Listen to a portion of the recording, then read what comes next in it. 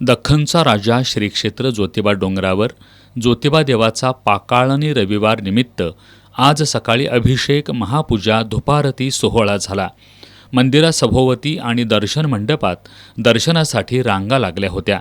सकाळपासूनच मंदिराबाहेरील दक्षिण दरवाजाबाहेर दर्शनासाठी रांगा होत्या.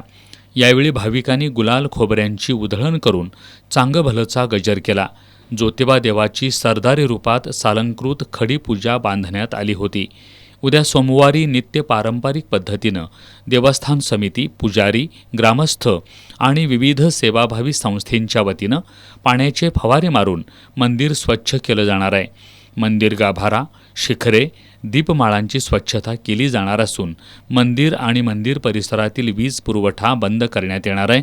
तसंच सोमवारी पहाटेपासून दुपारी 3 पर्यंत दर्शनही बंद करण्यात येणार असल्याचं देवस्थान समितीच्या वतीनं सांगण्यात आलं. मंगळवारी गाव भंडारा होणार असून महाप्रसादाने चैत्र यात्रेची सांगता होणार आहे.